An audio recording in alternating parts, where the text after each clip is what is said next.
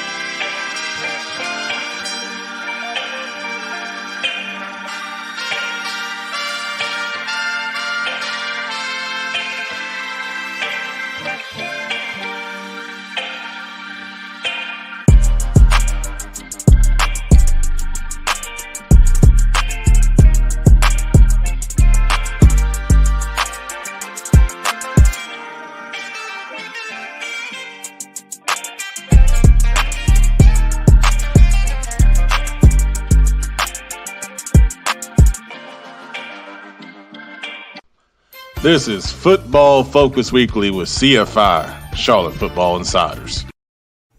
What's up? Welcome to Week 10 Football Focus Weekly. Pepman, Matt Morrow, Jason Bass. What's up, man?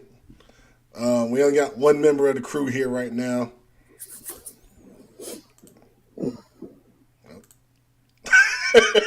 Pep, you got a new setup, man. You looking sharp back there. Got the Hornets game on with the live ticker stream going. Oh yeah. We had to upgrade a little bit, man. A lot going on, but how's Midland life treating you? It's not bad, man. It's not got too some good bad. Restaurants down there, Pep. You got to go down to Bob's, man.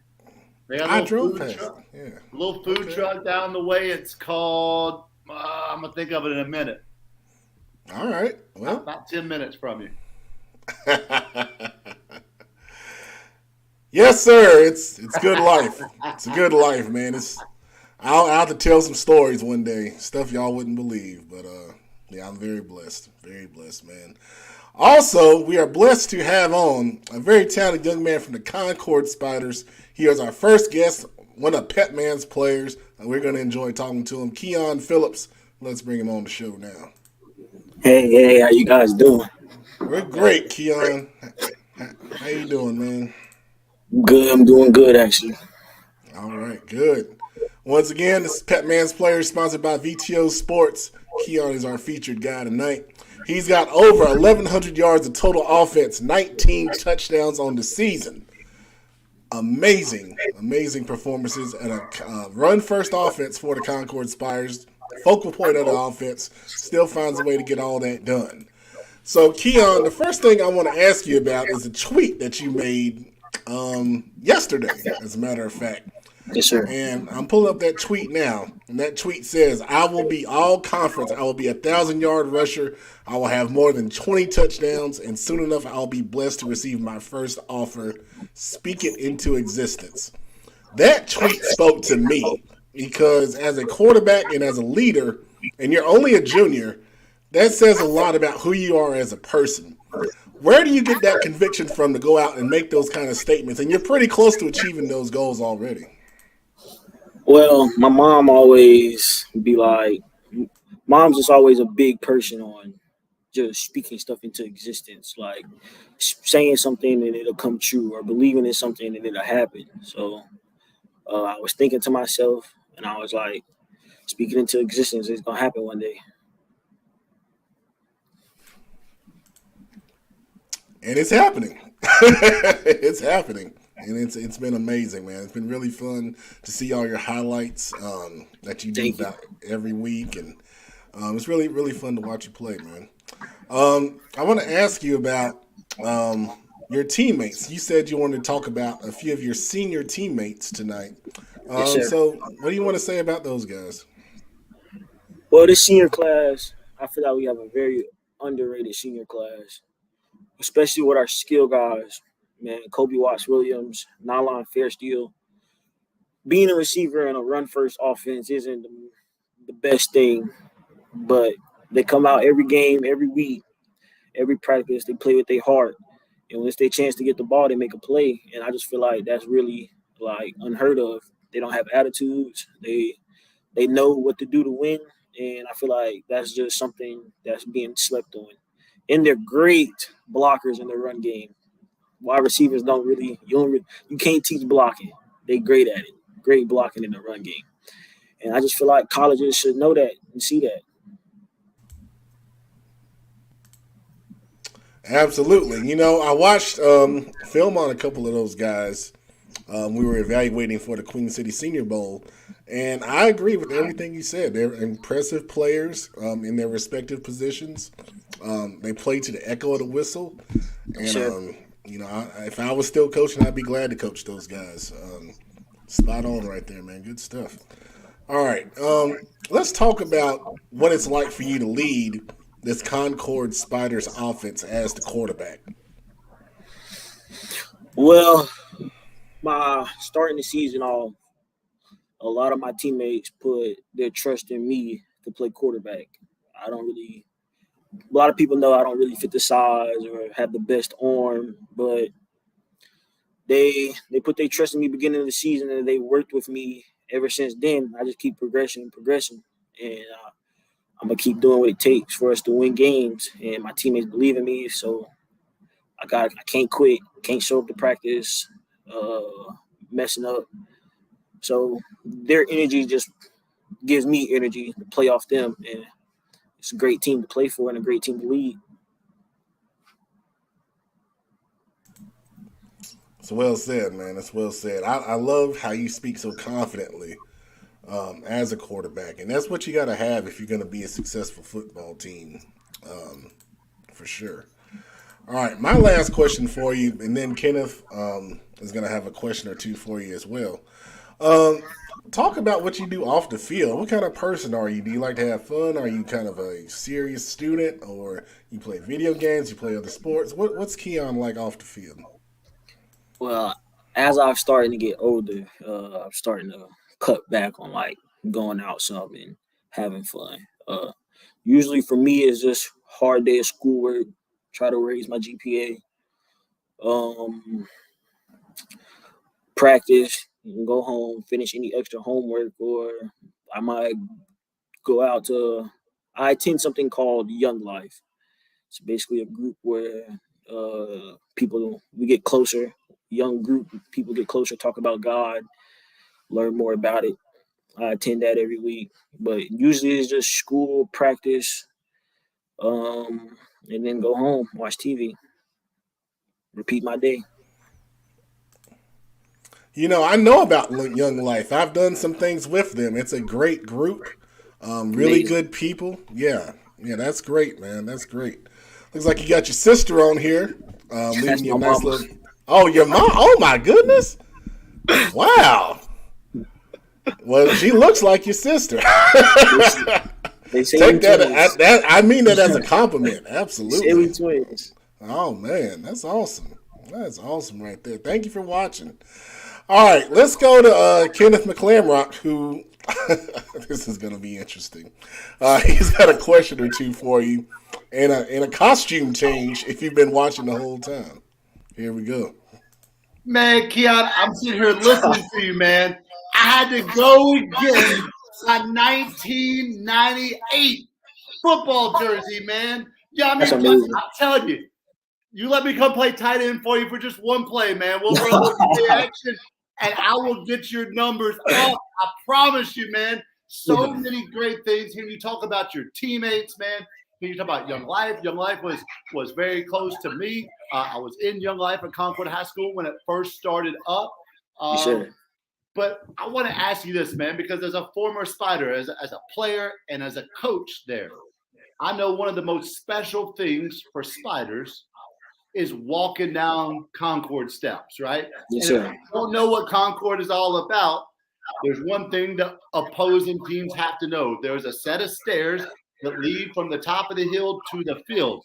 And only Concord High School people are allowed on it.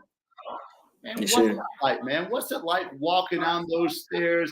The band is playing. The students have lined up and made the tunnel going to the end zone for y'all, man. Talk to me about that, Keon. Well, everyone knows that Concord is very huge on tradition and one of the most winningest schools in North Carolina. So every time it's going down them stairs, we got to walk with pride that the Concord carries and that Concord is built.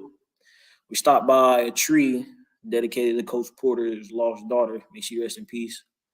Pray for her as she's our guardian angel before we play the game. And then we get ready to walk down them stairs. The band playing, the crowd comes to watch us play, watch us hopefully win. It's just a great environment to be in, great teammates, great crowd, great coaches. It's just something you can't really ask for. It's just something that not a lot of high schools get from their tradition. But Concord really does have an amazing, great tradition. Keon, man, I appreciate you being on here. Pep has got you as a player every single week, man. You're having a heck of a year. You seem to be an even more fine young man than you are a player. So know that I'm pulling for you. Pep is pulling for you, man. All of CFI is pulling for you. Yes, sir. Thank y'all. Thank y'all. Thank y'all. Thank you, Keon, man. Keep putting up them numbers, man. Yes, sir. I will. Awesome. Appreciate the time, man. Back in the day, my favorite play was 132 dunk, though. Keon, can you throw me a little dunk pass, man? Pep knows. I scored against Pep in high school. I'll ask Coach if we can install it. Thank y'all for having me. Thanks, Keon. We'll get into those stories one day, man. All right. Well, Kenneth will be right back because it's time to knock out Pepman's players, once again presented by VTO Sports. Let's get them up on the screen. Oh, Lord. Well, we can get them on the screen. We'll be all right.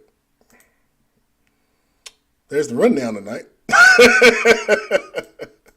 There we go. All right. Last week, we were at Butler and Charlotte Catholic, and we saw a lot of great performances. Starting with Butler wide receiver Mekhi Carr, number 5. Incredible performance in the fourth quarter. He had 3 touchdowns, 2 touchdown catches, and a kickoff return in that incredible 20-19 comeback victory over Charlotte Catholic. One for the ages. Just great stuff. Make sure you check out those highlights on our social media pages. Tight end Jack Larson for Catholic had a couple very nice catches. One of them, I think, the news picked up. We had it on our highlights as well. And overall, good run blocking.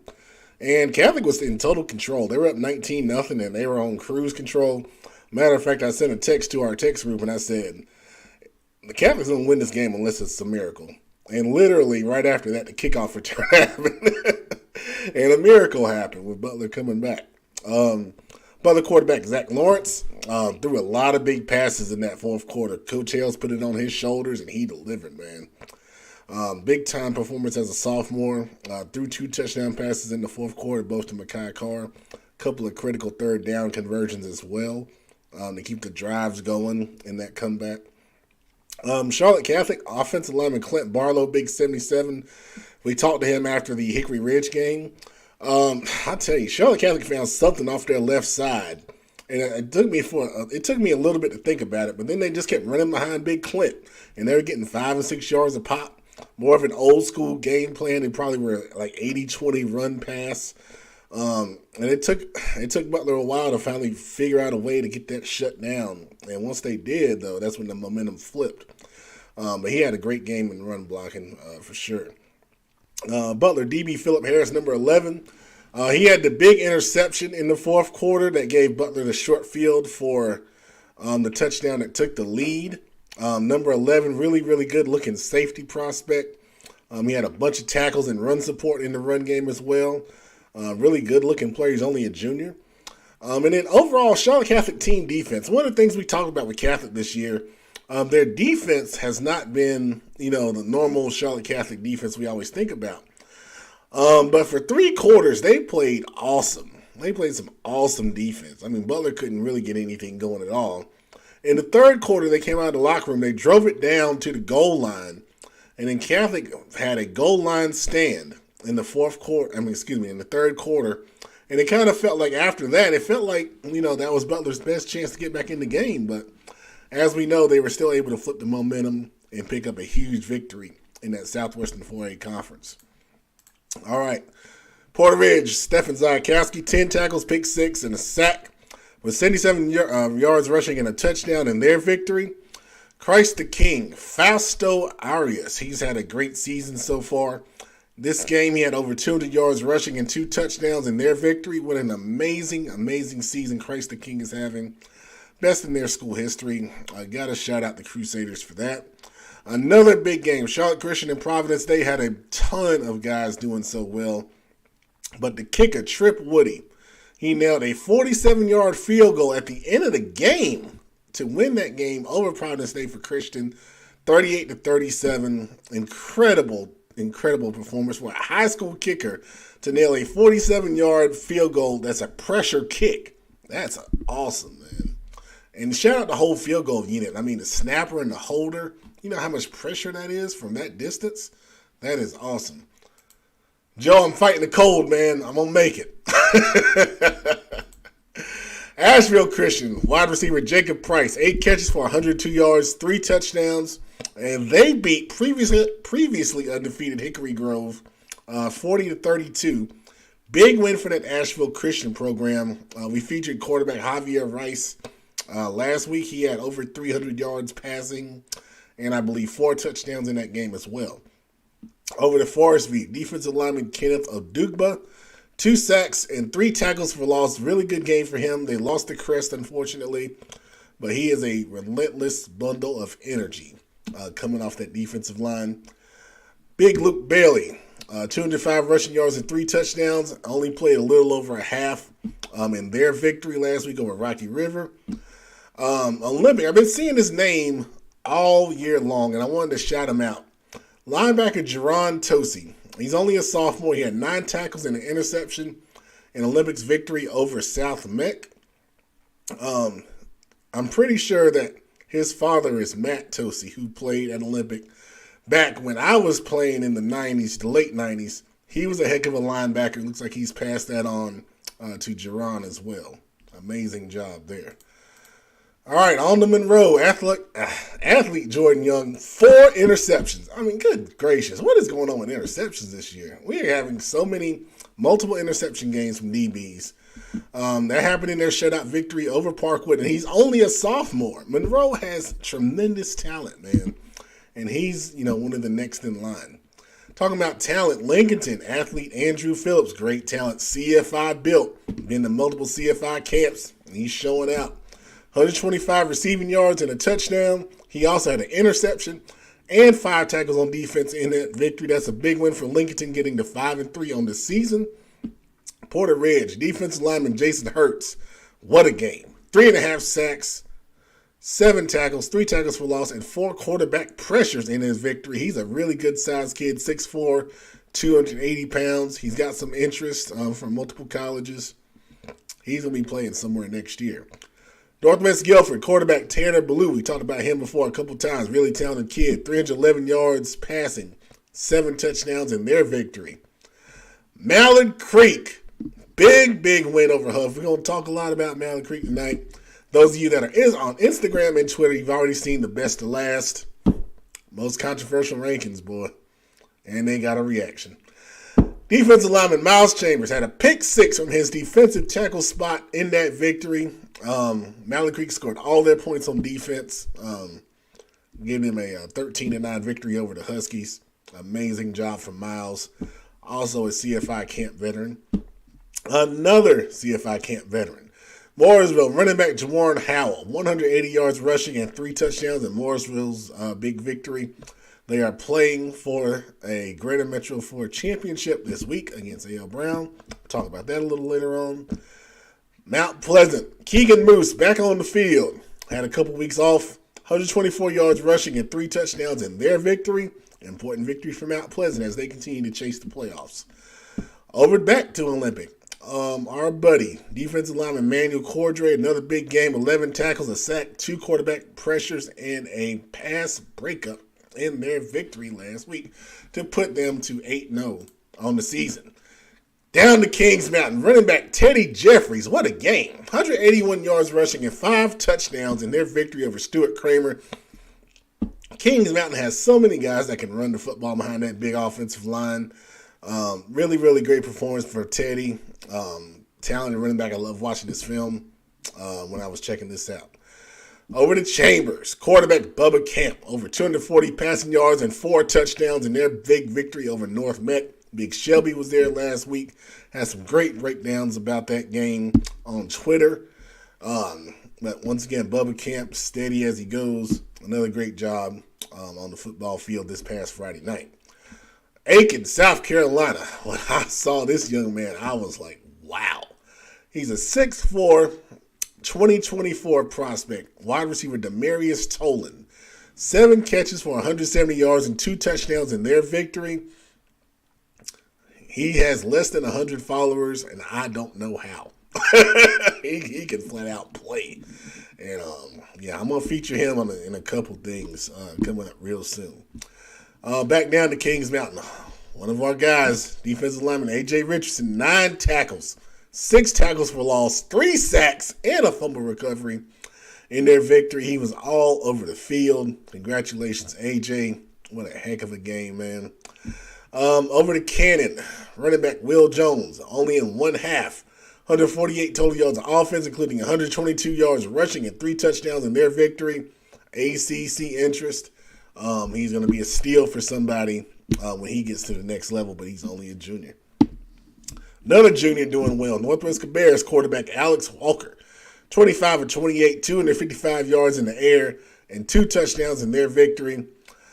Mooresville, Blue Devils. Linebacker Caleb Esham, another big game, 13 tackles, 5 tackles for loss, 2 quarterback pressures in their victory.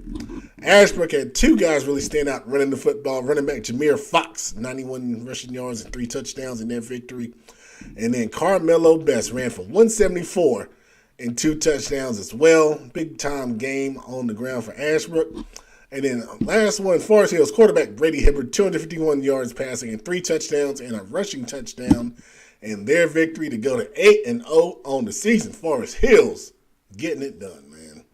All right, so we're going to go past the Dirty Dozen, which was going to be next. And then we're going to go ahead and do our recruiting Q&A. We're going to bring on the engine, and we're going to bring on Big Shelby. And we're going to talk about... Oh, what is... Somebody done threw up on that dude's name, man. What is going on here? Oh, man. Why y'all hating, man? You know why. We don't play the Panthers, though. I have nothing bad to say about the Panthers right now. Have you ever been an Eagles fan before? Yep, I've been an Eagles fan, man. That's why. Hey, but I will say, in our year of the Super Bowl run, we beat y'all, but then y'all turned around and smacked us the next year. If that helps. If that helps. Not really. All right. We're going to do a recruiting Q&A session now.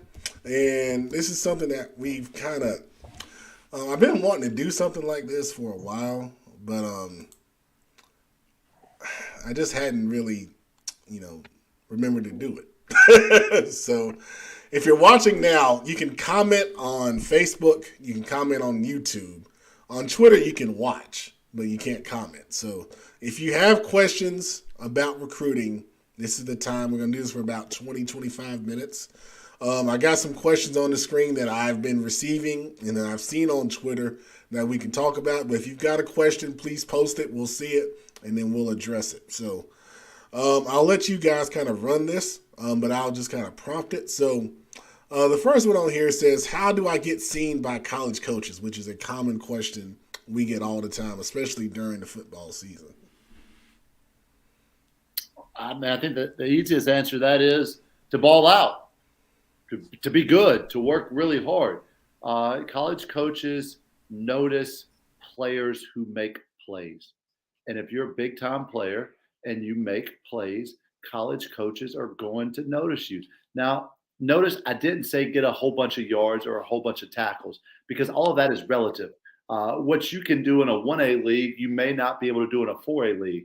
But if you ball out, if you're explosive, if you bend well, if you do things correctly, then college coaches are going to notice you. You're going to be seen.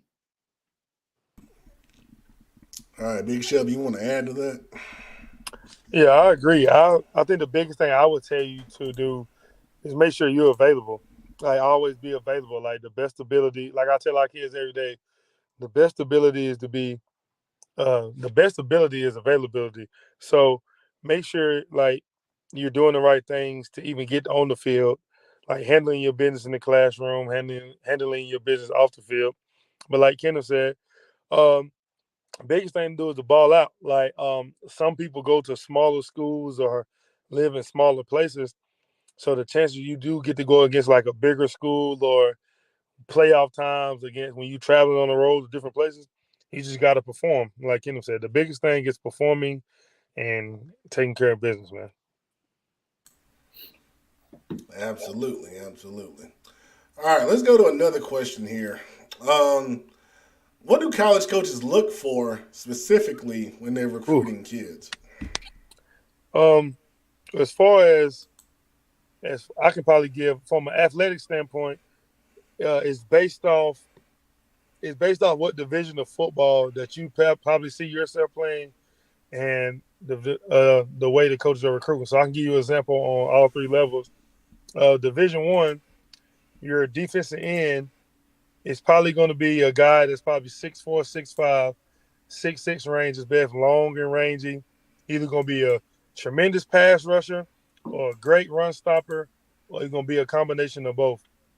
On the other side of that, your left tackle and right tackles are going to be probably 6'5", 6'6", 6'7", 6'8", maybe. You just never know. They got to be taller guys. Division II, your linemen, you may go to some of the schools that are some of the schools that compete for national championships, they may have a 6'3", 6'4", 6'5", 6'6" defensive end. In Division III, it's kind of going to be one of those where whoever they got is who they got, even on the highest levels. Now, you may run into some guys that have the prototypical Division I size, but it's very rare. So college coaches look for, like, scheme fits, right? Let's say back in the day when Georgia Tech was wing T, they're not looking for a receiver that's probably had 1,500 receiving yards or 2,000 receiving yards in a season. So they're not probably going to recruit a 2,000-yard receiver. They're probably going to recruit more tight ends, more running backs, more fullbacks, things like that. So most schools just recruit based off their fit and their scheme fit. Ken, if you want to add to that? Yeah, agreed. I mean, the easiest way is to have the intangibles. The intangibles are the height, the weight, the hand size, the quick, the fast twitch, fiber movements, the explosiveness, all those things that make you stand head and shoulders, literally and figuratively, above other competition. But colleges are looking for other things as well. Things that you can control, your work ethic, things that you control, your grades, things that you can control, how you handle yourself in pressure situations. Several years ago, in fact, when I was at the school of a player we just had on the show, we had some pretty good players, and one of them was a Division I player. He played Division I football, but multiple coaches that I talked to, I said, Coach, this dude is a dude. I don't understand why you have not offered him. And he said, Coach, because when we watch the film, we see late hits. When we watch the film, we see dirty play. When we watch the film, we see 15-yard personal fouls, and we can't handle that. We don't want that. We don't want that in our program.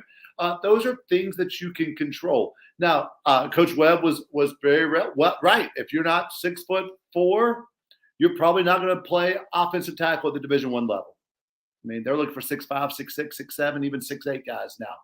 I talked to a Division III head football coach just a few years ago. I said, Coach, I've got a kid, Central Cabarrus. He's 6'1". He said, Coach, just stop right there. I don't recruit offensive linemen under 6'3". That was a Division III school.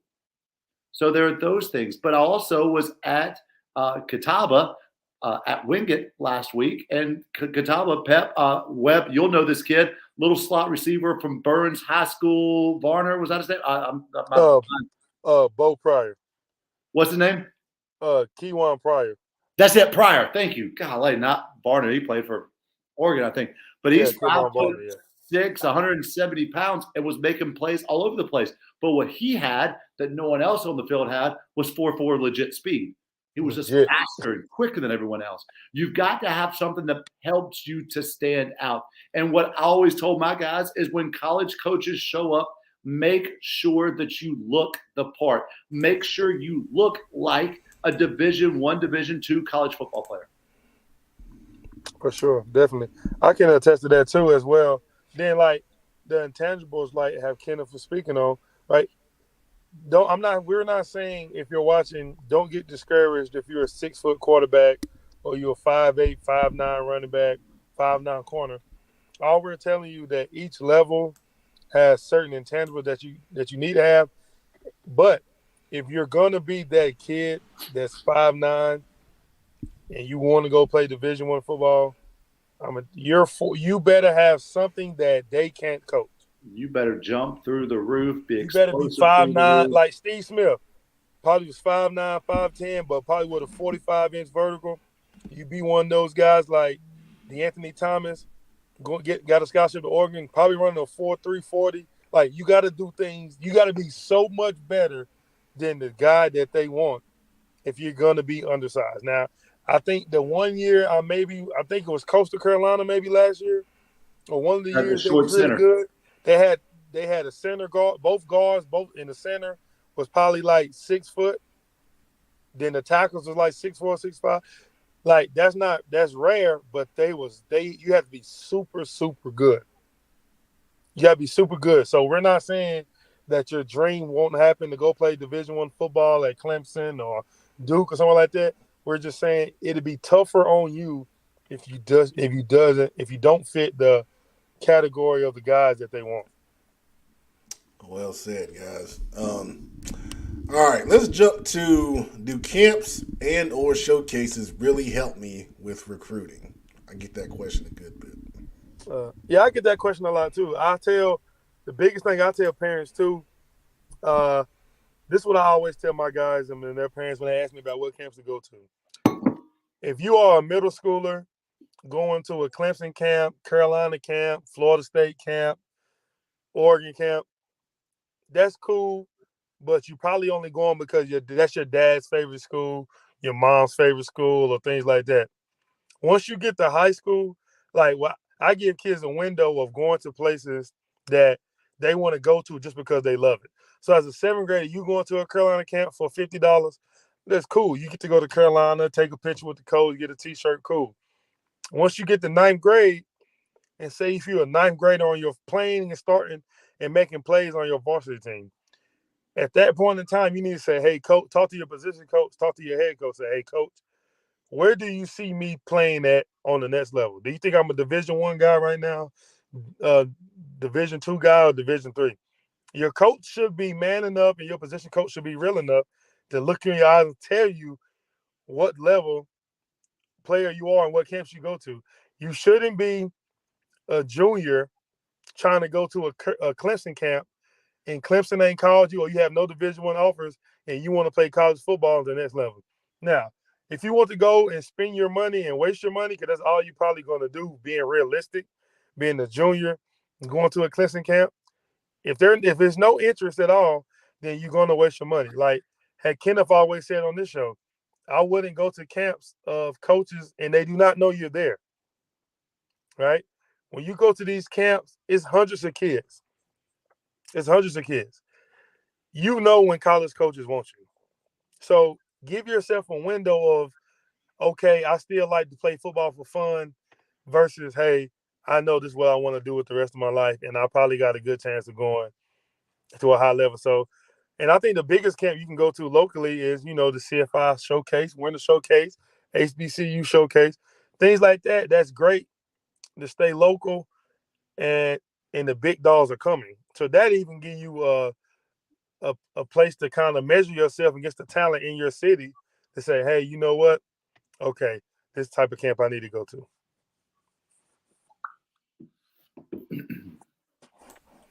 It's very good, man. Very good. Very detailed. I'm gonna have to cut that up, Big Shelby. That was awesome. Ken, if you got anything to add about camps or showcases enhancing recruiting? Of course they can, if colleges are there. I mean, there's no reason to go to a camp for recruiting purposes if a college isn't going to be there. If they're not going to have laser timing, the time means nothing. If they're not going to have a vertical jump, Vertimax, then the jumps mean nothing. Go to camps where colleges are going to be, and then Webb said everything else you need to know. You know as soon as you get there whether that college is seriously legit about you. If every single college coach on that staff comes up to you and says, Webb, my dog, Big Shelby, then you know they're on to you.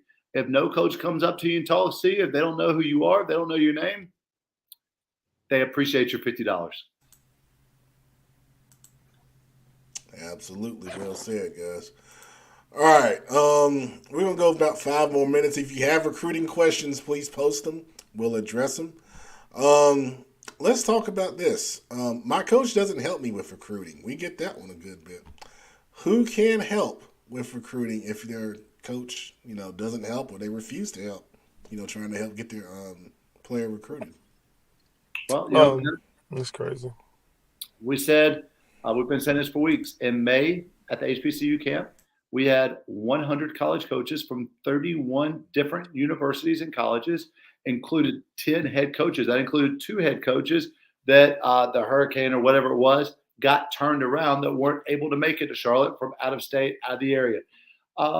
If you are serious about playing college football and you do not think that your coach is doing for you what you believe he should be doing for you, then you need to be at the Winter Showcase on December the 10th at Mallard Creek High School.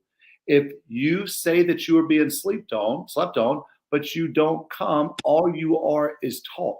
Because this is what we can guarantee. You are going to be seen. There are going to be college coaches there. You are going to get plenty of reps. That's what you can do. Otherwise, this is what I don't think is necessarily beneficial. I don't think it's beneficial for you to spend 8 hours a day on Twitter copied and pasted, yo, coach, check out my highlight. On every single college coach, whenever he wake up and praise the Lord at Sunday morning, yo, coach, check out my highlight. I just don't think that does anything. They're not going to look at it, especially when you post it every single day after every single one of their things. If at some point that coach doesn't follow you back, if at some point that coach doesn't like your post, if at some point that coach doesn't attempt to make contact with you, you're probably not going to make contact with that coach. That being said, if you got the time to do it, you can do it. But it's not something that I think is being a productive way to be seen. Other things you can do is you can go to every single college football's website. If you want to, go to Google here in North Carolina. You can say in Google, North Carolina colleges that play football. And a website will pop up that has all the football college programs in the state of North Carolina. You click on that college link. You click on sports. You click on inside athletics. Click on staff directory, and it will take you to every single coach's email and their office phone number. A lot of times it has their Twitter handles as well. You can call them. You can email them. You can call the main line and say, hey, I live in Mecklenburg County. Who recruits this area? And they will tell you the position coach who recruits your specific area, and you can reach out to them. You can call them. You can leave them voicemails. You can follow them on Twitter. If you believe that your coach is not helping you out, or I've said it before, and it's been able to help out several kids. I can think of at least 6 kids who I've never met. I've never met their parents, but 6 kids since we've started the show, Pep, who have reached out to me and said, hey, coach, can you help me get recruited, who are now on a college football roster somewhere around. People on this show are here to help you. That's what CFI is here to do, to help young players be noticed and get recruited. That's amen to that. Big Shep, anything else on coaches that won't help their players get recruited? Yeah, I mean, the biggest thing I would tell you that if you are a player and you're at a high school or any school, well, obviously a high school, and you feel like your head coach is not helping you, um, I would try to have a conversation with them and try to figure out with your parents involved, having the conversation like, hey, like my son wants to play college football or my daughter wants to go to play college sports or whatever, if any listeners are not football related, I would have that talk. And if they telling you straight up they don't want to help you, first and foremost, I would leave that school. Secondly, do all the stuff you can individually to get yourself next level. I know the biggest thing for me when I was in high school, I really didn't know about recruiting a lot. I'm one of the only guys in my immediate family to go to college for sports. So I think my dad wasn't really familiar with recruiting. He knew business and how business is handled and how you can just tell how if people really want you or they really don't. I knew that aspect of recruiting, but I never really had that. So if I'm that person, I'm just trying to get with people and trying to get help and do much as I can on my own.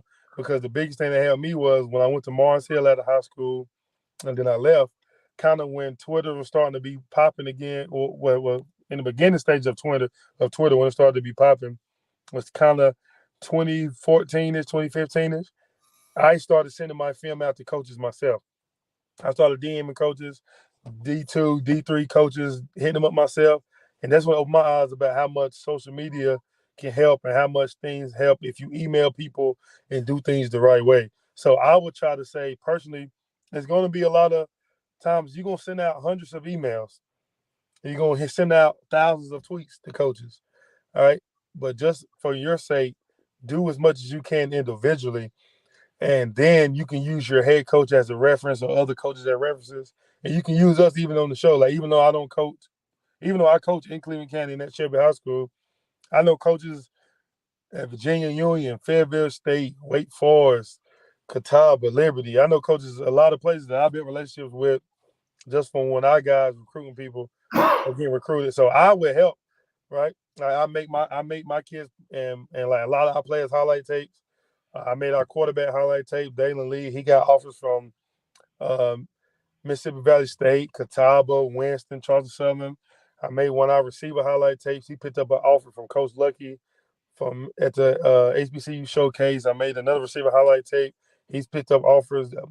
Our defensive tackle that's at App State now made his highlight tape. He got basically almost every Power 5 college you can think of come offer him. So people can help. It's all about asking for help and going about it and doing things the right way. Man, that's awesome stuff, guys. Alicia Carr, thank you for watching. Hopefully this information, was informative and helpful to a lot of people. I know there's a lot of people that watch and don't necessarily comment on the show, which is cool, but we felt like we needed to do this just because there's a lot of stuff out there, a lot of misinformation, a lot of people that are trying to take advantage of kids who don't know the recruiting process, and parents as well, And that's what we're here for, man. We're here to educate. We're here to help. And the only thing we charge for are our camps. We're never going to charge for exposure and interviews and all that kind of stuff. No, that's not what we're about. I've got a slime later on to talk about some of the people, and I'm not going to name names, but there's some people out here that are doing things that are not right and taking advantage or trying to take advantage of kids. And I don't like that. Can I just say one more thing? If you think that your coach isn't doing enough and kind of tying all this together, it is very often that college coaches, when they come in and they speak to high school coaches, they ask, what other players in the area do we need to know about? If you play the right way, if you play with integrity, if you play the way that football is supposed to be played, other coaches will speak up on your behalf. every single high school in this county has a kid playing college football, not because of me necessarily, but because a coach asked me, Coach, who do I need to know about? You need to check out this kid at this school. And the coach would end up offering him. Do things the right way. Play hard. Play inside the rules. Excel on video, because these opposing coaches are watching at least 2 games of you. And when you show out and ball out as a head coach, I wanted to turn college coaches on to different players because I wanted that college coach to know when I say, hey, this dude is legit at another school, when I call you up next year and say, my dude is legit, you're going to take me serious. So do things the right way, and other coaches will help you get recruited as well. Absolutely. A couple more comments before we move on, and I'll bring Mega Producer on in just a second. Derek Chambers, thank you for those kind words, man. We don't know of any other football shows out there. I think there are other shows that are entertainment shows, but this is the high school football show. Absolutely. Appreciate that. Yes, I did say that. Ms. Ferguson. A lot of coaches and trainers that can help kids, but won't unless they can take credit. Oh, wow. Wow. That is true. That is true. And that's going to be part of what I talk about later on in the slime time. I think a lot of trainers who will start training kids in March of their senior year, so they can claim that they trained a kid who's a Division I football player as well. That's crazy, man. All right. Well, I think that was a great job once again by you, Big Shelby, leading that recruiting session there. We'll do this again in the off season because that's when recruiting will really pick up, especially in December and January. So we'll hit it again around that time. Mega Producer, what's up? Good evening. Glad to be here. Sound like you for a second there. You sound worse than me. I was about to say, dang, you sick too? Nah, I'm good, man. I'm good. Just had to. Country life, man. A lot more allergies out there in Midland. That's funny. Oh, God. I'm good, man. Glad to be here. What happened to Big Shelby? Look like he was in the drive-thru. No, I think he might have lost signal. He was out, I think, moonlighting. And, I thought that was the Bojangles drive-thru, man. The adult Happy Meal from McDonald's. Oh, yeah. Been hearing about it. All right, well, let's go to the Dirty Dozen. And, man, because of last week, we had some changes in the Dirty Dozen. Whew. Are y'all ready? Uh-oh. This is always the first time they see it, so I'm just going to put it up, and then I'll let you guys comment. I'm actually going to step off camera and let you guys comment for a minute. Oh, so we can take all the heat. See what he's doing, Mega Producer? He is. He is. Oh, this is our thing. He's deflecting. Yeah, he is. Running. All right, so you know what? That number one is reflective of my thought.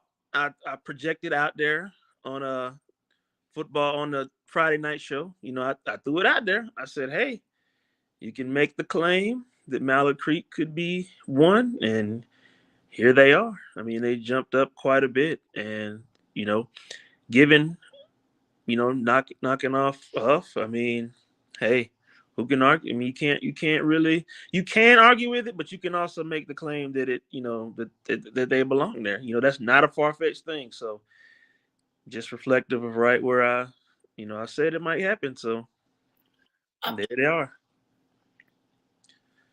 Yeah, I mean they beat Huff, right? They beat the number one who beat Chambers. Mallard Creek, we know they got a dominant defense, extremely fast, extremely aggressive. They're playing without the kid who was their starting quarterback at the beginning of the season, who's been out for a few weeks now, and they are continuing to roll. Super job by Coach Tinsley and his staff. I mean, those dudes are bought in. They're believing. They're bringing back that Creek way.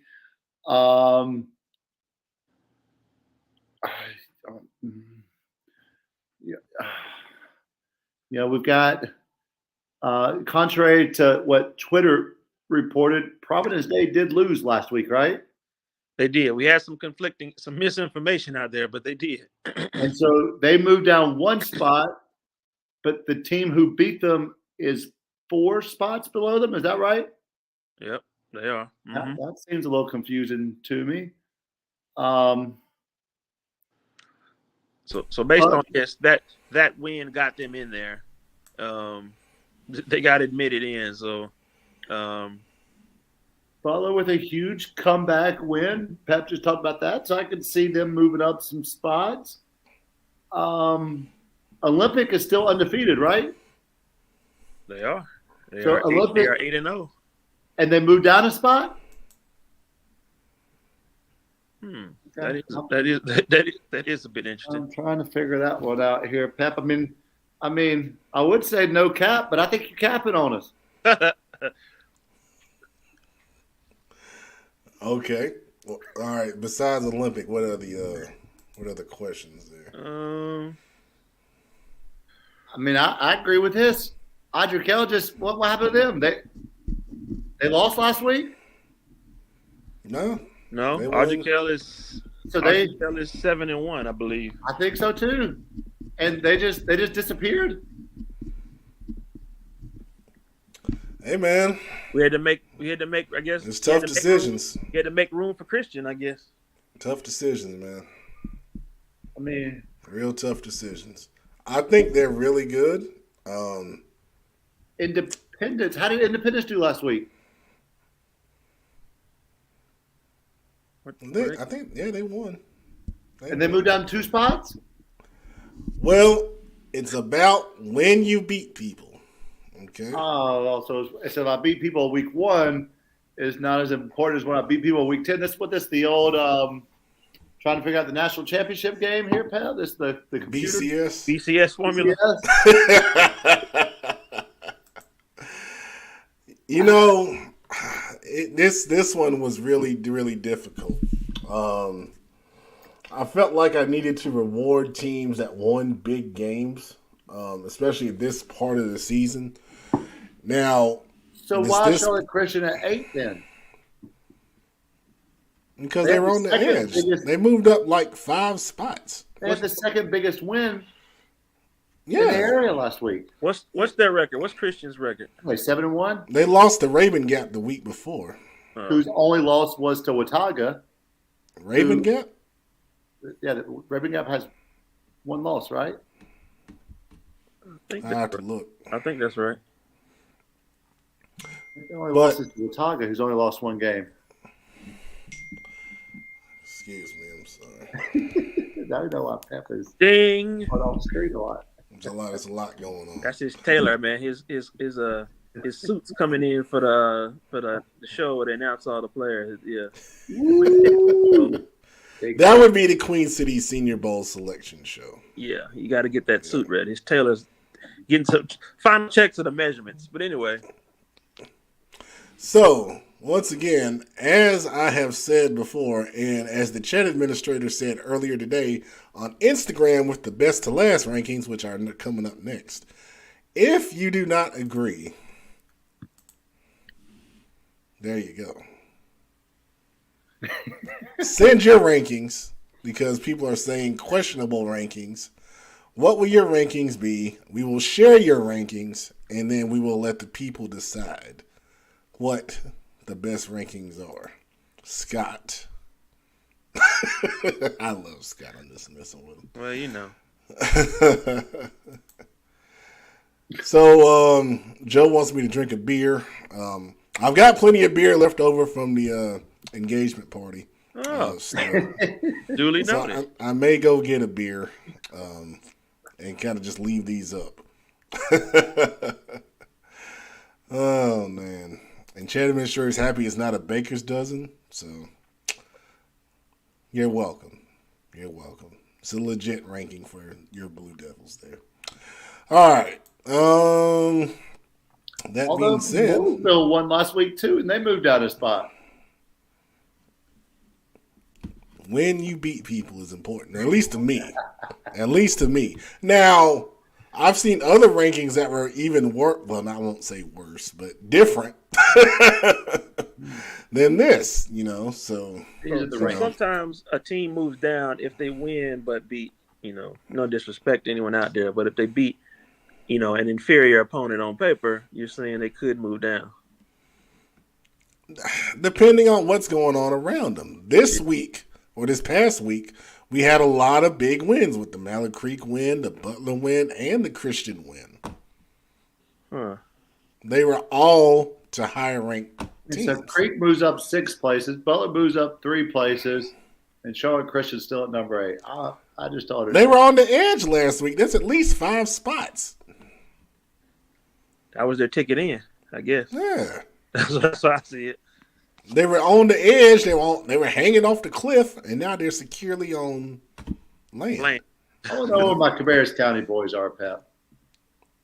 They're on the edge. Right down at the bottom of the slide. Yeah, we got to move them up. All right, who you moving down? I didn't say that. I said we got. All right, let's take a look at the best to last, or the county rankings first, and then the best to last. All right, here we go.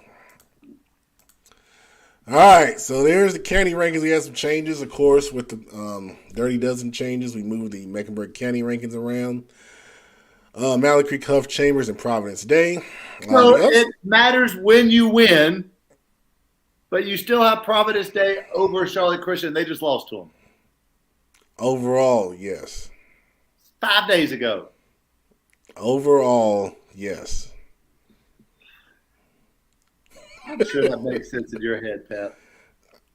Okay, so the overall picture of things, that was Providence Day's first loss.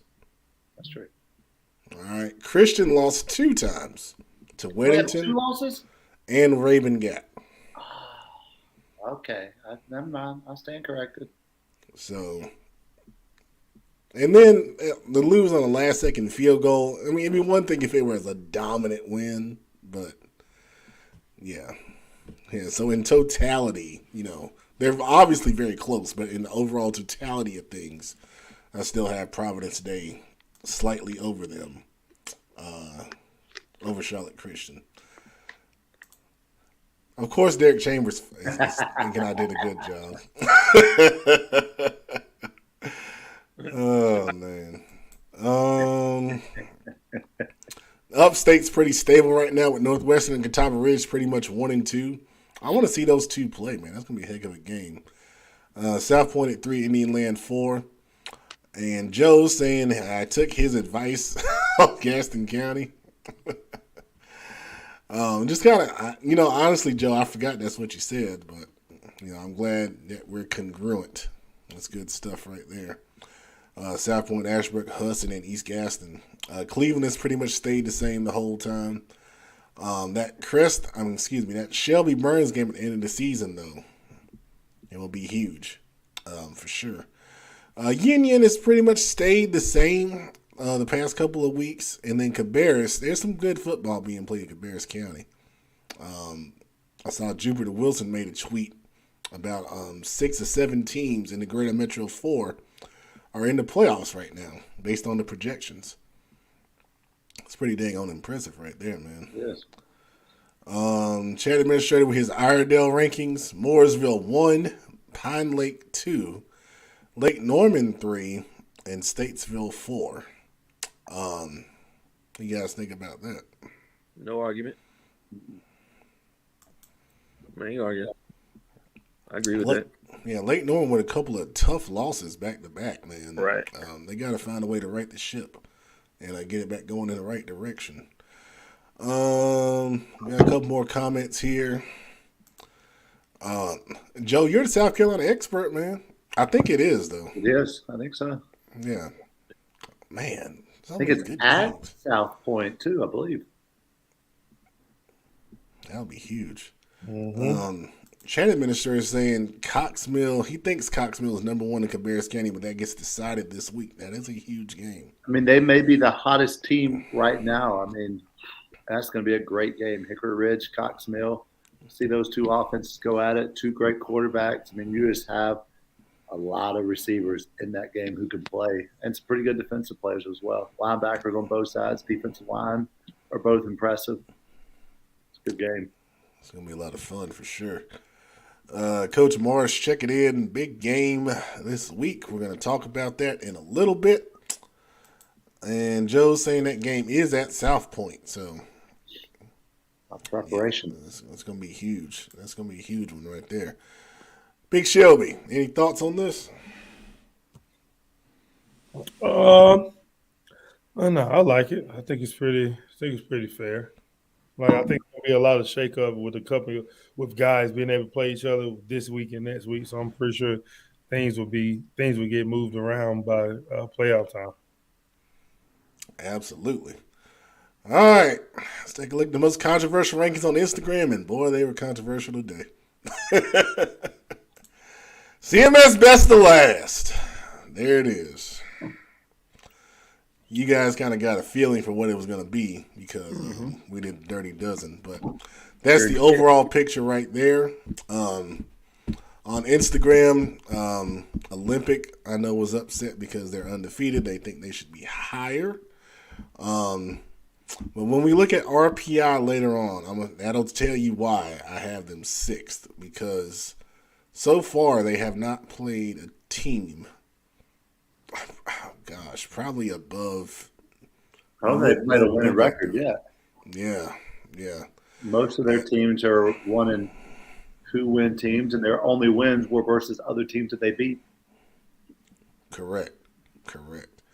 And RGKL was a little upset. They were below Olympic. And then down on the other side, Harding felt like they should be above Rocky River and Hopewell. I could see it, but when you get down into the 14 to 20 range, it's kind of, they're all kind of bunched together, really. And to your point, Kenneth, those teams are kind of beating up on each other, so it's all kind of a mesh, in that section right there. Any thoughts on this? And I see the comments. I'm going to address that in a minute. Okay. Let's see. To the point right there about RGKL, he said he would put him in 5th. I don't know who would move. I guess you're moving Olympic down, and I don't know who else you're going to move. That's tough. That's tough right there. No, I don't know. Joe, I didn't get to go, man. I was working Saturday, man. I didn't get to go. It's already happened? Yep. I didn't even know. Happened Saturday.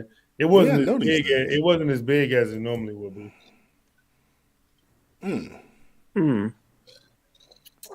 Take good ginger ale, baby. So Derek Chambers talking about Olympics record of opponents combined 11 and 39. All right. Yeah. But this week they got a big one. They're playing RGKL. We're gonna talk about it in a little bit. Carrie, thanks for watching, Carrie. Olympic beat South Meck by 6, 28 to 22. Now, I thought about that being a factor, and it could be a little bit, but there were some really weird circumstances with that game. As you guys, if you didn't watch Friday Night Live, we talked about it. There was a big fight that spilled onto the field. They cleared the whole stadium, and then they played the game without fans. So all that going on, it's hard to kind of hold that against either team, to be honest with you.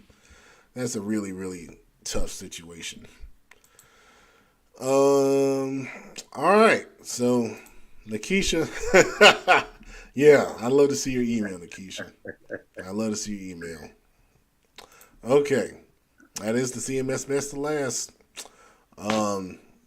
Make sure you go on Instagram and share your comments along with all the very angry people on Instagram. All right. Game previews for week 10. We're going to fly through these pretty fast. We got, another week of big games, man. We just talked about it a good bit, but this is exam time for Olympic as they get ready to host Ardrey Kell. And what basically is a SOMEX 7 championship game. Both of these teams are at the top of the conference. They're undefeated in conference play. Ardrey Kell's only loss was to Weddington, which we were there for, producer. Yep. You start looking at this game, Ardrey Kell's only given up 65 points all season long. Olympics only given up 75 points all season long. So we were at this game last year. It was a 2-point game last year. I think Ardrey Kell won it. It was something like 14-12, something along those lines. I feel like it's going to be low scoring again, just because both of these teams are well coached on the defensive side of football. They know each other. The staffs have been together a while. Most of the players, are still around that played last year on both sides. I think the big thing for Olympic, they got to get out and get a lead. Last year, it was such a nip and tuck game all the way through. And, Ardrey Kell was able to score a late touchdown with about 2 minutes left in the game. But if Olympic's able to get out and get in front, play with some confidence that they know they can play with a really, really good team in the Charlotte metro area, that's going to help propel them to play well throughout, the majority of the game, in my opinion. Elijah Holmes, he's a senior quarterback.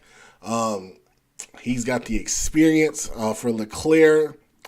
His first big game was against Weddington. For some reason, Ardrey Kell didn't play very well in that game. So I think for Ardrey Kell, this is a chance for them to try to kind of redeem themselves a little bit. They never found an offensive rhythm in that game. LeClaire threw a couple of interceptions. Morgan ran the ball pretty well. And I think that's what Ardrey Kell has to do. They got to get that run game established. They got Pursuti on the outside that can make some plays. But they got to be balanced in their offensive attack. Holmes has got to play well. He's got to have a big game. Last year, I felt like, he played all right. But as a senior, as a leader, especially when people are questioning, how legitimate you are at 8-0, for Olympic, they got to meet the challenge, man. You got to make a statement here. You got to show people that you're a legitimate contender, because right now at 8-0, we just talked about the record of teams that they've played. People want to see if you're real or not. So that's enough to be a huge motivating factor for the Trojans. What do you guys think about this one? They both see it as an exam. It's this exam for both teams. Olympics. I mean, they're not. We brought up the combined records of their opponents, and I'm sure that ain't the first time that's come up. So this is their time to say, hey, we can only play. I know their response to that would be like, hey, we can only play who's in front of us. We don't choose the other team's records, and they're 100%. They're correct. They've beaten everyone that's in front of them. And this will be a good gauge. Ardrey Kell's a really good team, and this is their chance to show that the Weddington game was just an off night. They're a great team and just had an off night at the Weddington game. So I'm looking forward to see how this plays out. Absolutely. Mooresville going on the road to take on A.L. Brown in a huge Greater Metro 4 game. As I said earlier, this is a chance for Mooresville to win the Greater Metro 4 Conference.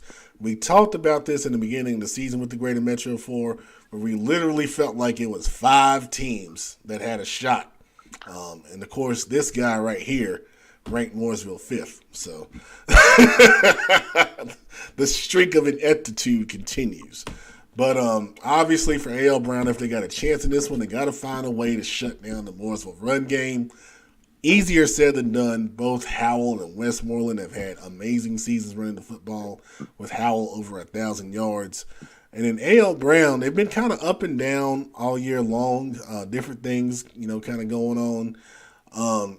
But do they have enough to pull, I guess, what you would call an upset here in this big game?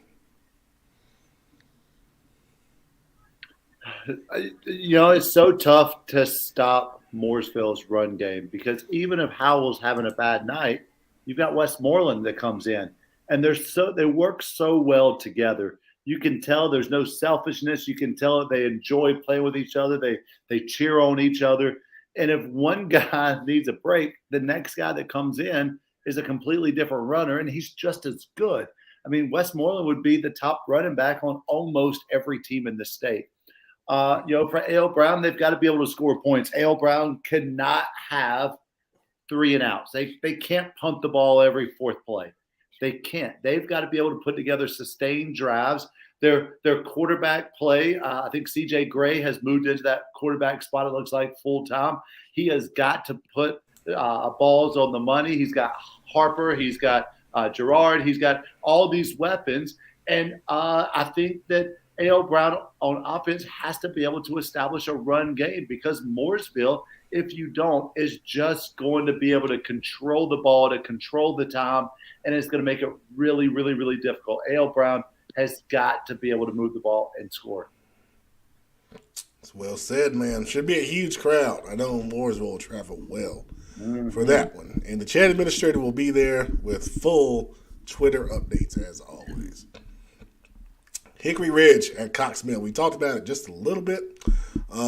We think it's going to be a high-scoring game, high-powered offense on both sides there. We talk about the quarterbacks with Edwards and Haywood, respectively. Look at the running backs at Cord for Cox Mill, committed to Mercer. Hickory Ridge is kind of a multifaceted running game with a couple of different guys that run the football. Aaron Carey being one of them. And committed then, of course, to Davidson. Yep. And then at receiver, oh my goodness, Kendall Harris, Saxon Jenkins for Cox Mill, really, really having big seasons. On the other side, of course, we know about Christian Hamilton and Jalen Harris for Hickory Ridge. Both offensive lines been playing well. And as you said, Kenneth, different guys on defense that are really good players. Sam Cower, for Cox Mill. Yep, the linebacker spot. Kashawn Roberson at corner for Cox Mill, I think, is a really good player. For Hickory Ridge, you got the big 6'8" defensive end Thompson, who's really, really looking good. And then their linebacking core of Jordan Wilkes, Luke Gilbertson, Andrew Perry, and then the small corner, Jamari Rogers Freeman, number 5. Played for me as a freshman. Yeah, he's a heck of a player, man. So talent all over the field in this one. Kenneth, you want anything to add on that? No, I mean, this is going to be a fun game. If you enjoy offense, this is the game that you want to go to. I mean, these officials better have on their running shoes, because they're going to be moving. It's going to be fast-paced. I think there's going to be a beautiful night for football. It's going to be in the 70s on Friday, which is pretty crazy, as chilly as it's been the past couple of mornings. It's going to be a perfect night. It's at Cox Mill, so they're on the turf. Everything about it should be perfect. Cox Mill Stadium is going to be loud. Their students are going to be crazy. Hickory Ridge's students are going to be crazy. This is what football is supposed to look like. It may not be Chambers and Huff, right? But this is going to be the game of the week in Cabarrus County, between Cabarrus County schools. Obviously, the Mooresville A.L. Brown game being the other one. Absolutely. Then finishing up big games, Northwestern. We just talked about it, going over to South Point. Huge game in the upstate of South Carolina. Northwestern has kind of taken the throne as the top team in the upstate. Right now, they've been really, really doing well. They only had one loss on the season. And our boy Turbo has been a incredible running back. Every time I turn around, he's tagging me in some ACC love. He got love from Virginia, from Maryland. He picked up an offer from Charlotte. If you don't know who we're talking about, Turbo Richard, number 1 running back. He's a junior. He's come to every CFI camp we've ever done since the start, since he was an 8th grader. Amazing. I'm so happy for that young man. He's really, really respectful, and his name matches his play style, which is the best thing about all that. On the flip side, South Point has been playing excellent defensively. They have been really shutting teams down. The only time a team really got the best of them was that South Florence game. And Catawba Ridge beat them, but there still wasn't a lot of points scored in that game. South Florence being the only game that, South Point really had a tough time in shutting down an offense. So my first thought is you got to stop Turbo. They got to stop the running game. Northwestern has talented guys at the receiving position with Caldwell. They got the big left tackle in Jordan Knox. Offensively, this is gonna be a big challenge. It's gonna be a big challenge for the Stallions, and they've got to be consistent and find some offense to be able to move the ball and give their defense time to rest and recover when they're on the sideline. So, any thoughts on Northwestern and South Point? Should be a huge game, Pep. I mean, you've got one of the top running backs in South Carolina. You mentioned them. You've got one of the top defenses in South Carolina and South Point. I mean, this is another incredible game. Really, it's strength versus strength, I think, in this game. It's going to be about South Point's offense being able to get going. Can those big pieces they have at their quarterback position and the wide receivers, can they move the ball effectively and put points on the board? Similar to what we talked about with A.L. Brown. Absolutely. All right. Last week's predictions. Well, that was a bad week for me too. 6-2 and still on the lead. In a bad week. The bonus saved us. Hold on. How does everybody have 8 games but me? Because, man, I took away 2 losses with the bonus. You only had 1. So you got a loss and a win. Who I picked Bill, didn't I? Hold on. You didn't pick good. Oh, wow. So overall, the Engine is still in the lead with a 2.5 game lead over the Producer. I was the only one who lost the Catholic Butler game? Yes.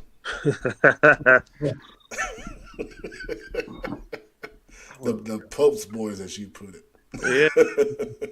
Yeah. But thank God for the bonus, because, man, I'm having a tough year. You guys are all doing well. I'm having a tough year. Sad, man.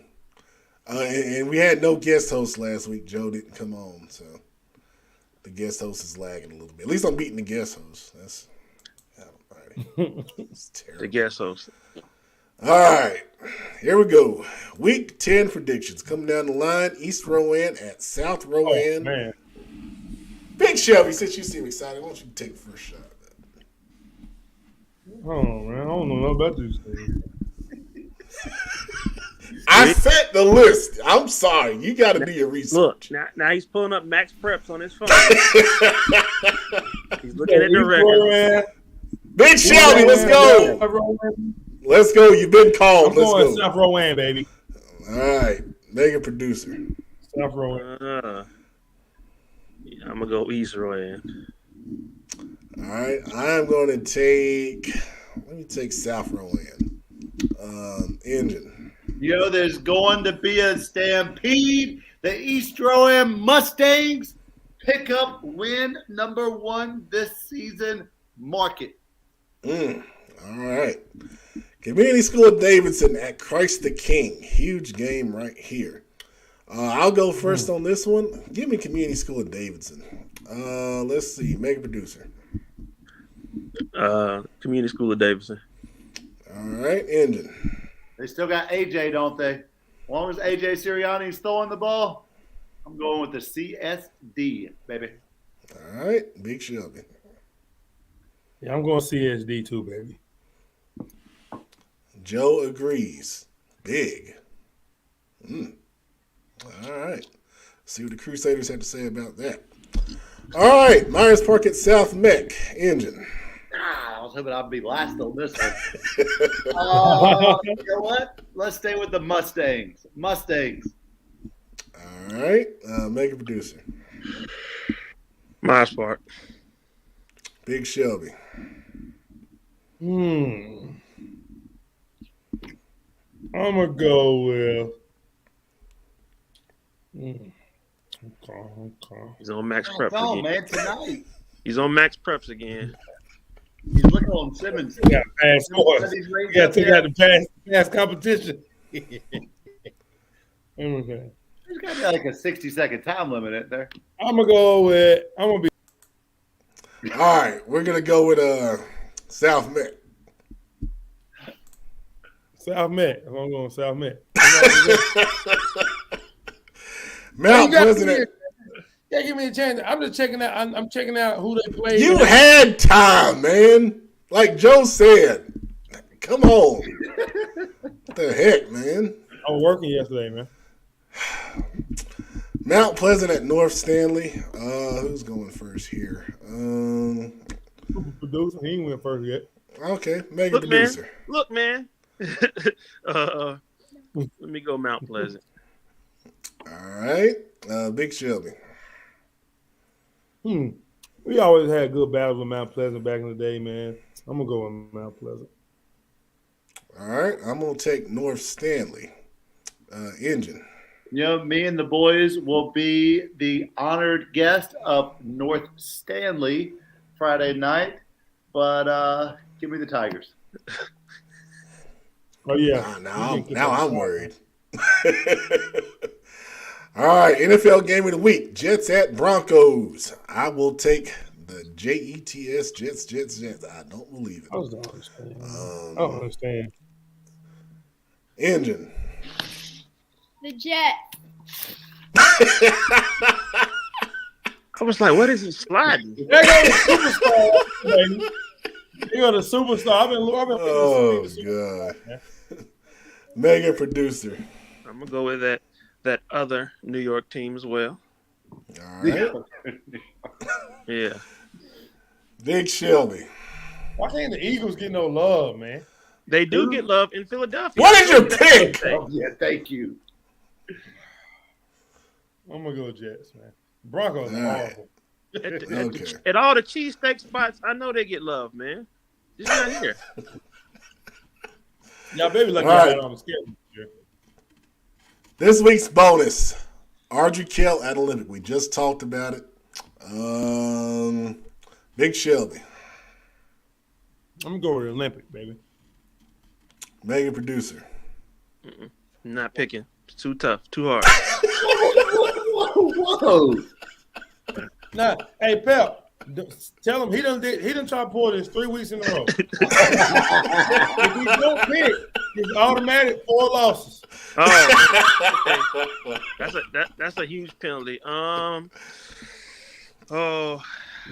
AK-47. Engine. Audrey Kell. Woo! I went back and forth about this one in my head. I'm going to take Olympic. Well, I feel a lot better about my choice now.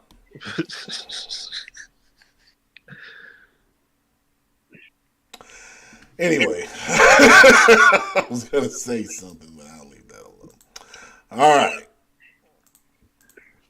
That's the end of the show. Now, we're going to talk about... We've never just ended up on a black screen like that, I don't think. We just got dropped off into oblivion. You know, it's a little different tonight. Scott says RG Kill big, by the way. I don't know about that. I don't know about big. It was tough to call. That was a tough game, man. Yeah, that's going to be a close game.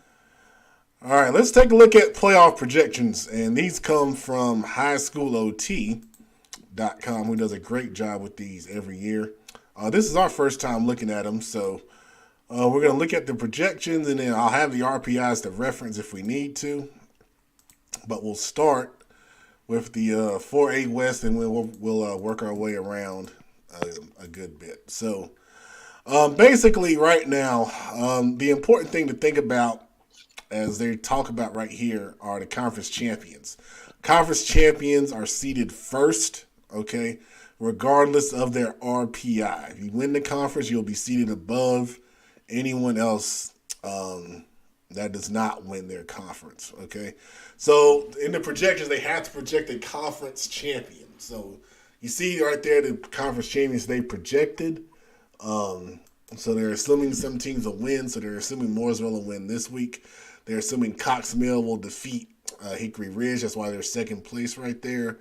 They got Mallard Creek as the Queen City champion, which assumes a win over Chambers in the last week of the season. They've got Butler as the Southwestern champ. They have yet to play Independent, so they're assuming a win over them. And then they've got Charlotte Catholic in second place there because head-to-head, Charlotte Catholic lost to Butler. And in the SOMAC, they're assuming RG Kell will be the champion. That's assuming a win this week over Olympic. So keep that in mind, those assumptions. It can change a lot based on games that have been yet to be played, but these rankings are based on those assumptions right there, okay? Look, I don't know who. Somebody that got assumed there is not going to win. I don't know who it's going to be. I'm just going to feel like I just got that feeling. I mean, I agree. A lot of those games are tough to call.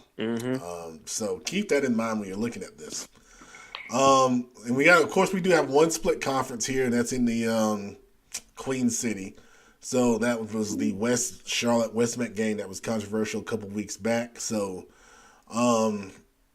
one seed must have an overall win percentage of 500 or better to be seeded with the one seed, or else they'll be seeded with everyone else, basically. So West Charlotte's record is important in this too. And right now, let's look at their RPI and see what their record is. West Charlotte is, where are they? They're in 3A, genius. Go to 3A. So West Charlotte right now is 4-4. So that's very important. You know, for West Charlotte to be seeded with the one seeds, they've got to be at least 500. And you know this week they play Chambers. So, you know, odds say they're going to be, you know, at 500. So that means they'll be seeded with the other people after the conference champions. So there you go. Okay, so right now you see the last five in the playoffs: Marvin Ridge, Providence, South Iredale, West Forsyth, and Southwest Guilford. Those are the teams that are on the bubble, and you got to do everything you can to stay on the positive side of things. Those that are on the outside looking in that need some help: South Caldwell, McDowell, North Meck, Myers Park, and Davie County. We talked about North Meck last week or 2 weeks ago when they played West Meck, that kind of being a loser-leave town match. North Meck won that game. You see they're on the bubble because of that. If West Meck won that game, they would probably be right where North Meck is. So North Meck still has an outside shot along with Myers Park. They got to keep winning, and they got to hope one of these teams up here drops a game or two so they have a chance to get in. So projected matchups right now. Oh, man, these would be some amazing games. Charlotte Catholic against Independence again? Oh, sign me up. Man, that would be awesome. You know, that game came down to the end earlier this season. You'd have Butler against Olympic, RG Kell against Lake Norman, Mooresville against Providence. We've seen that game. Providence put a scare into Mooresville in that game earlier this season. That was a non-conference matchup. Mallard Creek against Marvin Ridge. That's a scary matchup right there. Marvin Ridge now with a healthy Evan Metters at quarterback. They are not a 28 seed with him. You know, they lost some games earlier this season when they didn't have him. And that'd be a team I don't want to see. Chambers and Reagan. That's an interesting matchup right there. Let's see. Any other local matchups of interest? Huff and Porter Ridge. Man, that's a heck of a first-round game. Good gracious. A.L. Brown getting in, going to A.C. Reynolds. Well, Big Shelby, you told me A.C. Reynolds is real. That's a team that nobody, wants to see in the earlier rounds. Especially in November, man. Going up there to Asheville in November. Mm-hmm. It's going to be cold, boy. Absolutely. So those are some 4A West playoff projections. Let's go drop down to 3A and see what that looks like. Let's change that.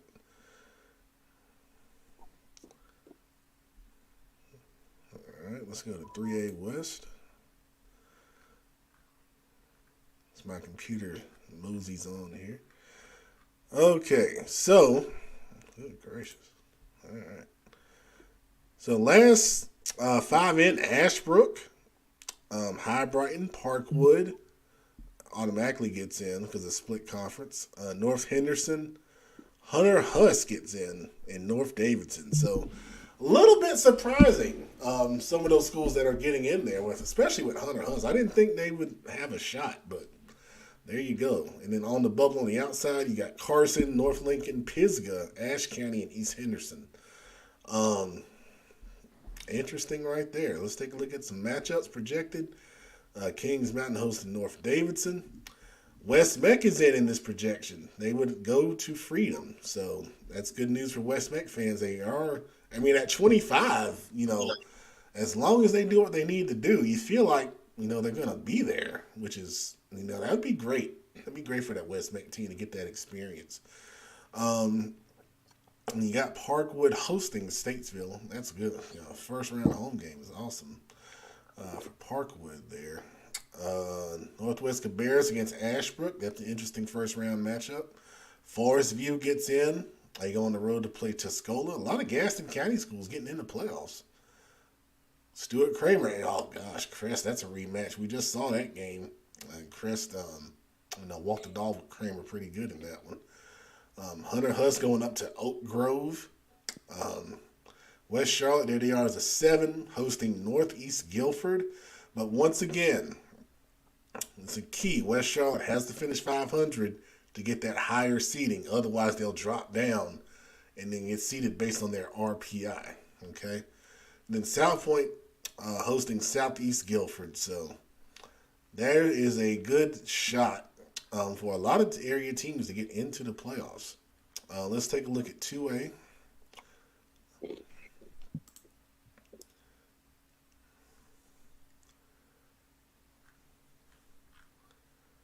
All right, 2A West. And we're just doing the West right now. When it comes time to talk about the East, we'll try to find some Eastern experts. I got a couple people in mind we may bring on for that. Let's see if we got any comments while we wait on things here. Let's see. So Joe Hughes saying about the RPI shenanigans are afoot. Folks are going in and altering scores and boosting their own RPI. Altering scores? What? Max preps.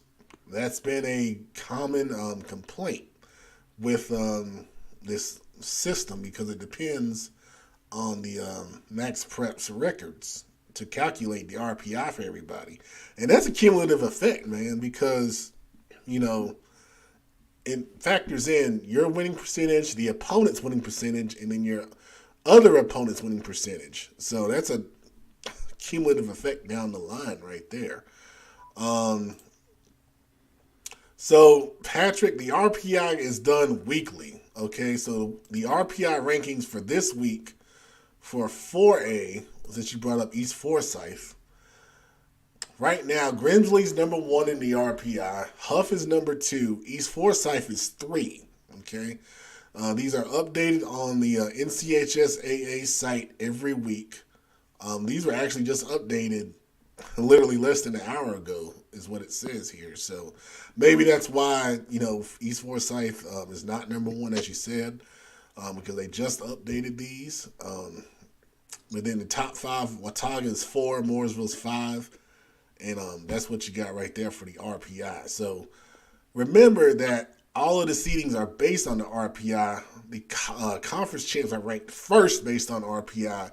Then everyone else that qualifies is seeded by the RPI. So the RPI holds a lot of weight, obviously. Well, good stuff right there. Yeah, chat administrator, they got you guys facing off again, so you might want to think about that. All right, 2A. I thought I clicked on 2A. So he literally unknowingly picked against Mooresville. Yeah, you might want to change that thought there. All right, let's take a look at 2A West. That's a beautiful helmet right there. I was just about to say, hey, what's that school? Who's that? Oh. Yeah, you see our RPI. Oh, that's Keith. Okay. That's my boy Slim. Okay, so East Gaston gets in this projection. West Stanley gets in, and then out. Anson County doesn't make it. That's the only area school that doesn't get in.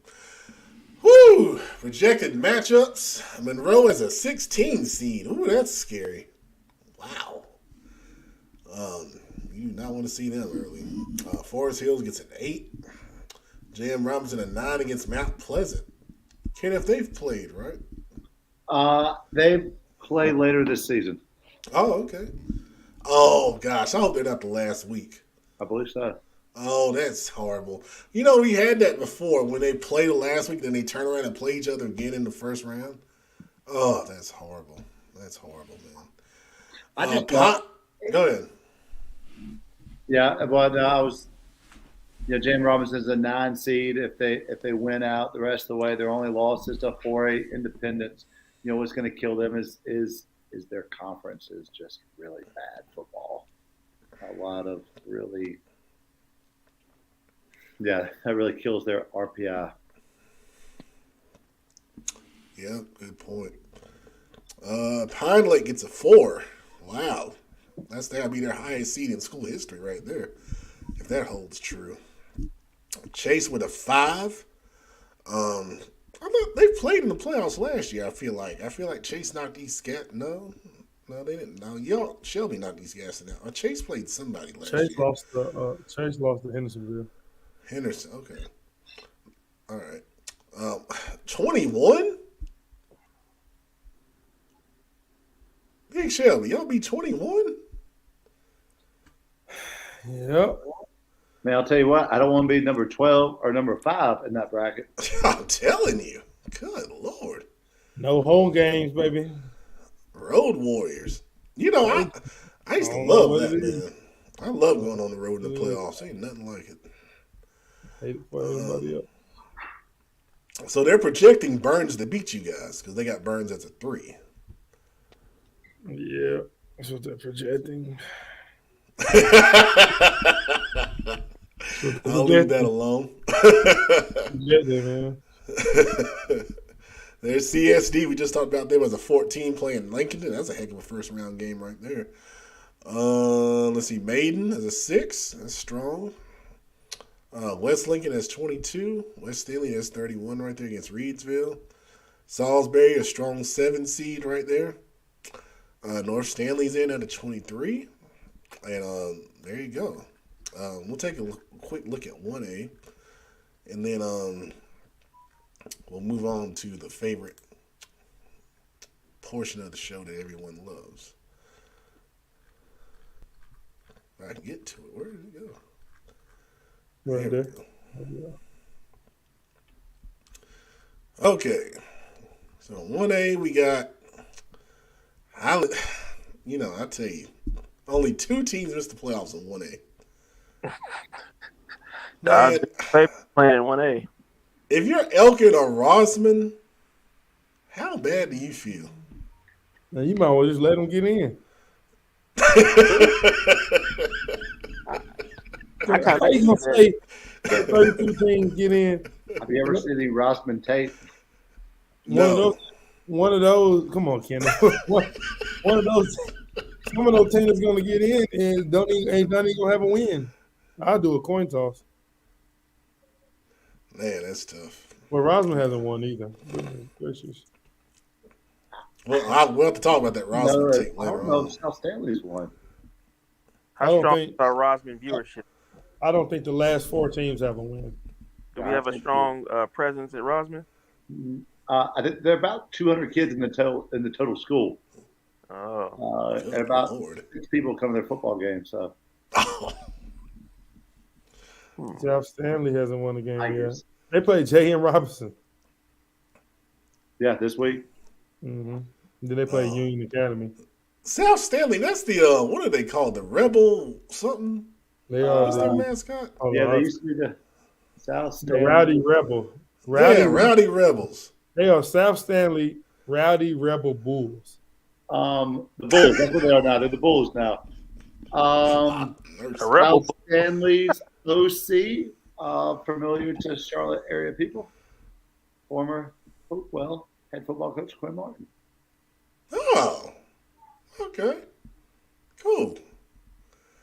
Well, Cherryville gets in as a 25. That's cool. Christ the King, talked about them as a 4. That's strong. That's their highest seed in history. That's good stuff. North Rowan, 13. Very strong offensive team right there. Albemarle gets in as a 28. Our buddies at Mountain Island get in as a 14, playing Bessemer City. Now, that's a nice little first round game right there. There you go. Drawn, we know a lot of people at Drawn. They get Cherokee in the first round. Cherokee's such a beautiful stadium. Have y'all seen it? I want to go to a game there. Yeah. Let's take a road trip up there. We get the casino.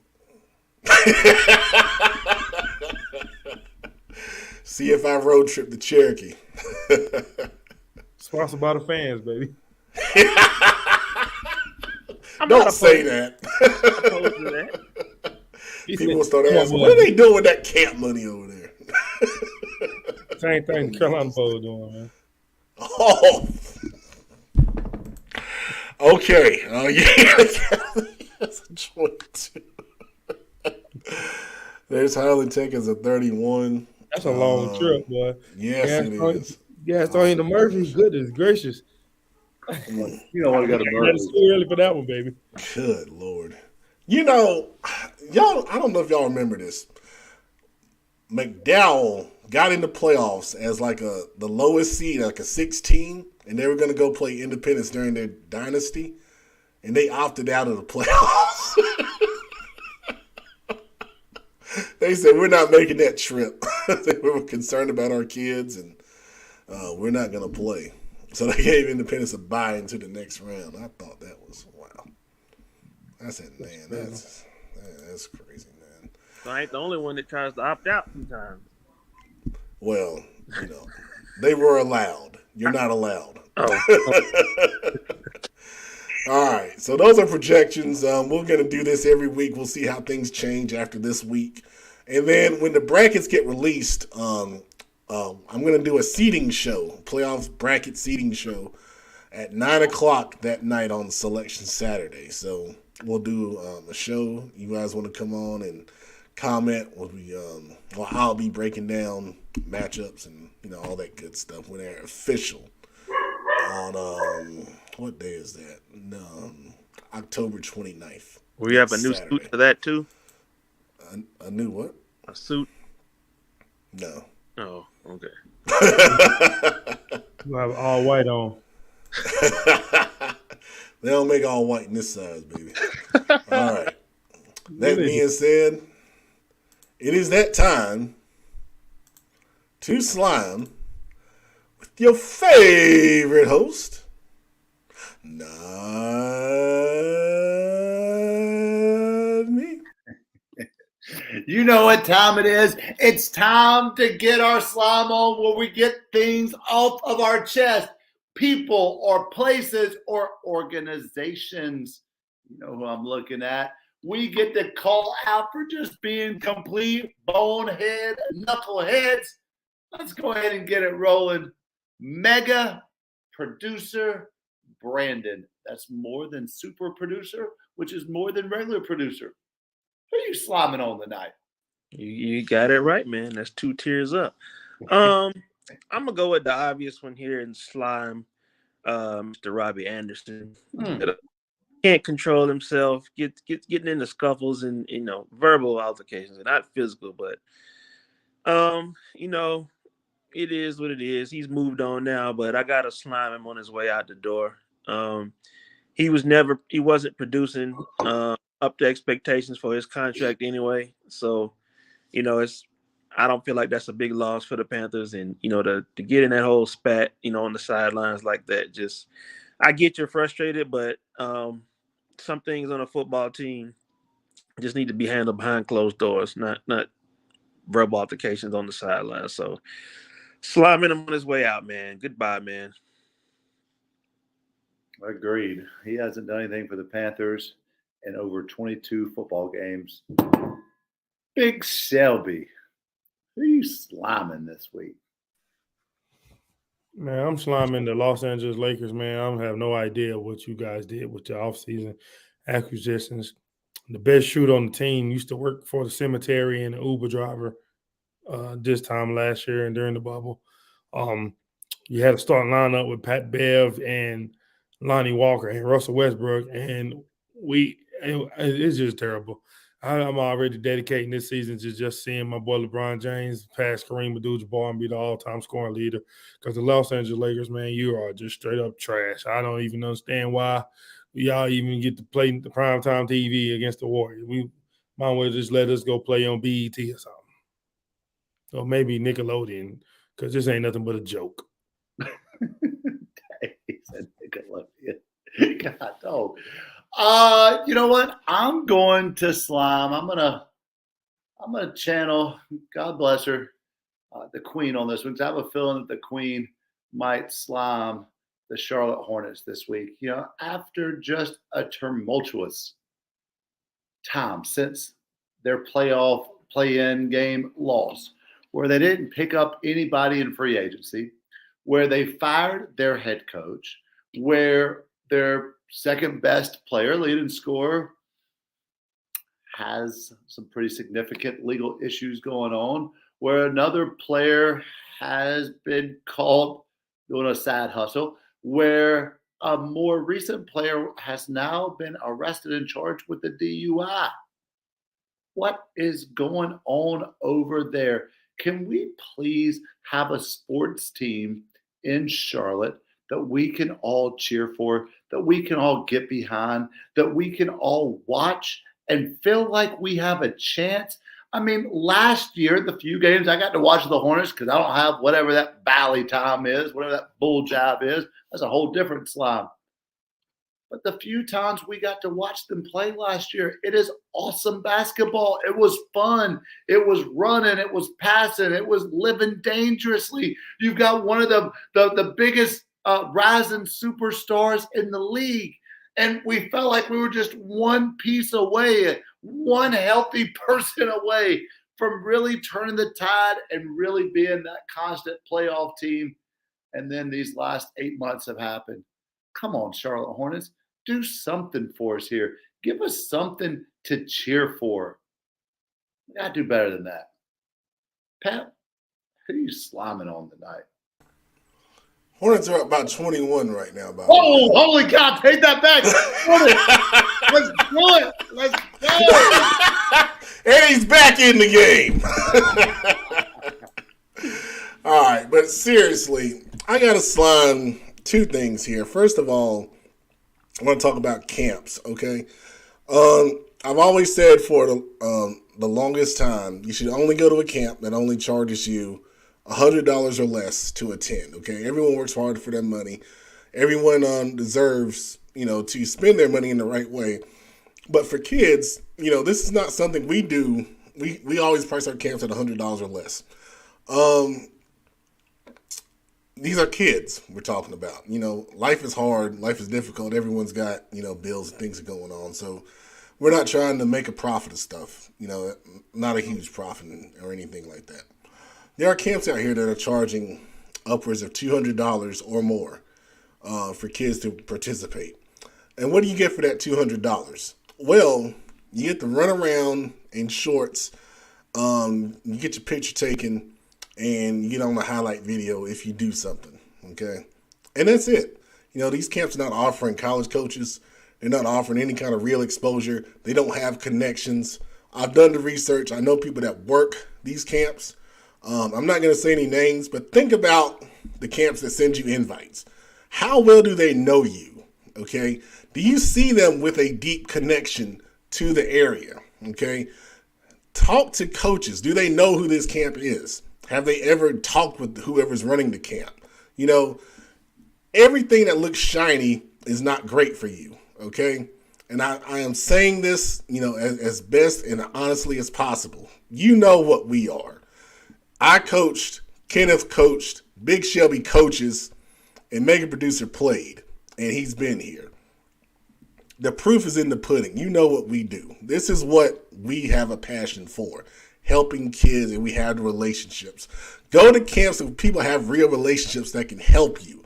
Don't go just to be a part of their show, okay, or make them look good. Think about it. We promote every player that signs up for this camp or any of our camps. They all get a graphic. They're all treated the same. You look at other camps, you see what they promote. They promote certain star players to make them look good. They don't care about you. You're just there to line their pockets. You don't want to go with that. I promise you. Second thing I want to talk about are bowls. Okay? Think about the purpose of a bowl.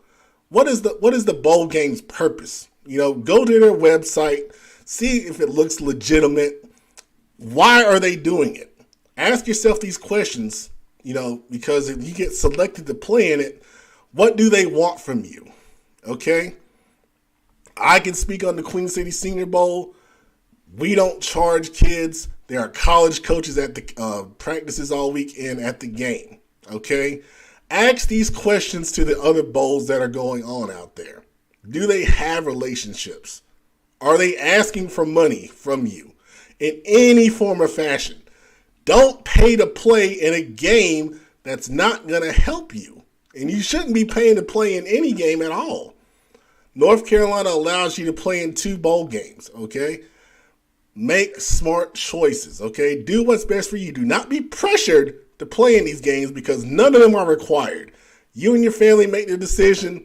If you're not signed, that's when you want to play in the game because it can give you some exposure if it's legitimate, okay? Do your homework, but there are people out here in both the bowl game and the camp scene that are taking advantage of kids, and I don't like it, and it's a bunch of BS, okay? And y'all need to stop that because you know who you are. You know who you are, and you know you're not real. Do what's best for the kids, man. That's all I got to say on that.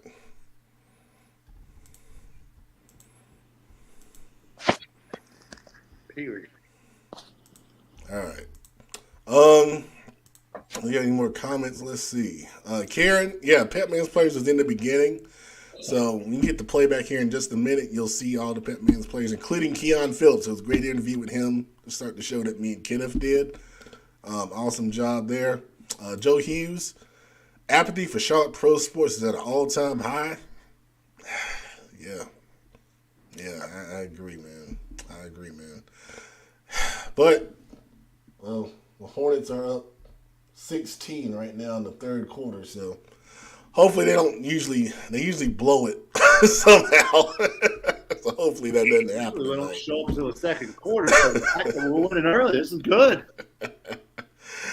All right, so on behalf of the engine Kenneth McClem Rock, mega producer Brandon, and Big Shelby, and Pepman Matt Morrow, thanks for watching, guys. We'll see you Friday Night Live around 11:45, maybe a little earlier, depends on when we get home. Good night, everybody, and I appreciate your support.